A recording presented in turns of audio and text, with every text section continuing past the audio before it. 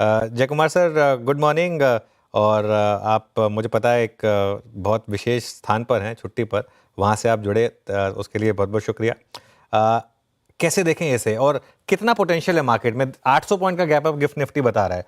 आज अगर हम खुले होते तो शायद उससे ज़्यादा खुलते, लेकिन कहाँ तक की जगह लगती है आपको सिर्फ इस फैसले की वजह से? तो इसमें क्योंकि नीलेश भाई ने ये शाहरुख जी का जिक्र किया था, तो उसी एक अंदाज में मैं एक और चीज कहना चाहता हूँ कि मार्केट, तेजी का मार्केट हो या मंदी का मार्केट या डोनाल्ड ट्रंप हो, तो डोनाल्ड के नाम पे शाहरुख खान ने भी ये कहा है कि डोनाल्ड को समझना मुश्किल नहीं, नामुमकिन है।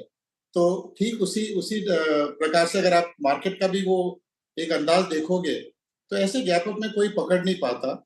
और ये जो वन ऑफ फैक्टर्स आती हैं, इनको समझना भी डिफिकल्ट है। और दीज आर नाउ, जो मैं बोलूंगा कि एक फाइनाइट रिस्क की जगह these are more risky and more difficult to predict than any other factor आज के दिन।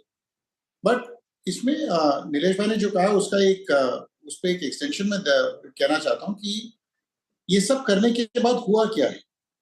मेरे हिसाब से public enemy number 1 has always been China. And China के कंधे पे जितना चाइना ने उनको उकसाया है, उसके सामने इन्होंने जो भी बोला है, compare to that Donald ji victory कह पाए हैं कि भाई मैंने बाकी सबको माफ कर दिया, सिर्फ 10% किया। और as far as we are concerned, China is the public enemy number 1। ना उनके बीच में क्या समझौता होता है या नहीं होता, वो तो आगे का दिन बताएगा। लेकिन एक चीज जरूर हुआ है कि दुनिया ने, सारे कंट्रीज ने, अगर ये प्रस्ताव रखा जाता कि 10-10% आप दे दो, क्योंकि अमेरिका की बैलेंस शीट को का सुधार होना है, जिसमें अमेरिकन पब्लिक का भी नुकसान हो सकता है, क्योंकि प्राइसेस विल गो अप और भाव बढ़ेंगी। लेकिन अमेरिका का बैलेंस शीट और डॉलर का स्थिति मतलब ठीक रखने के लिए सबको 10-10% देना पड़ता, तो शायद कोई ये मानता नहीं। लेकिन इतनी बड़ी नौटंकी करके, इतना ज्यादा कंट्री को और पूरे दुनिया के मार्केट्स को ब्रिंक में ले जाके, मेरे हिसाब से और कोई चारा था नहीं, उनको रोल बैक करना ही था।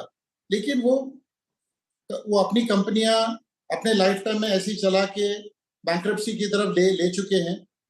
ये तो मतलब दिस इज एम्पिरिकल एविडेंस, मतलब कहीं सुनी बात नहीं है, ये करके आए हैं। तो अमेरिका भी एक वो बैलेंस शीट की तरह, उन्होंने बैलेंस शीट को देखा है कि सुधारने के लिए अगर पूरी दुनिया थोड़ी सब्सिडी दे दे तो क्या बड़ी बात है। तो सब अब 10-10% देंगे सब्सिडीज। मेरे हिसाब से चाइना का भी नंबर आएगा, उनका भी number will come down. But ये इस तरीके का जो नया मतलब एक नेगोशिएशन स्ट्रैटेजी है, दुनिया ने किसी ने देखा नहीं दुनिया में। जो सुबह कुछ बोलेंगे, शाम को कुछ और बोलेंगे, जो लैंग्वेज यूज करते हैं, मेरे हिसाब से अगर ज्यादा पोलाइट कहो तो वाहियात कह सकते हैं। मतलब उससे ज्यादा मैं पोलाइट हो नहीं सकता हूँ for the kind of language and thing. But the bottom line एक ही चीज है कि अमेरिका के बैलेंस शीट में थोड़ा सुधार शायद हो सके। लेकिन बॉन्ड मार्केट ये बता रहा है कि अमेरिका का डेट अनसस्टेनेबल है। 7 या 9 ट्रिलियन डॉलर का जो रीफाइनेंसिंग करना है ये साल, ये एक पहाड़ नंगे पांव चढ़ने के बराबर है। मेरे हिसाब से बहुत बहुत मुश्किल है ये रीफाइनेंस करना। एंड लोगों ने थियरीज निकाली थी व्हाट्सएप कम्युनिटी ने कि ये सब कर रहे हैं ताकि यील्ड्स विल कम डाउन। लेकिन markets are not mad. Markets even without this have gone up and yields are still at 4.5% for 10 years।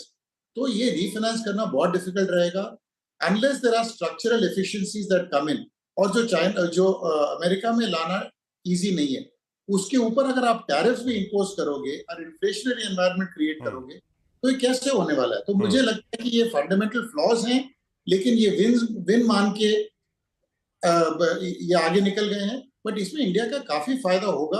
अगर चाइना और अमेरिका का स्टैंड ऑफ रहा, तो at least exports from our country can take off and people may view India as a more stable partner.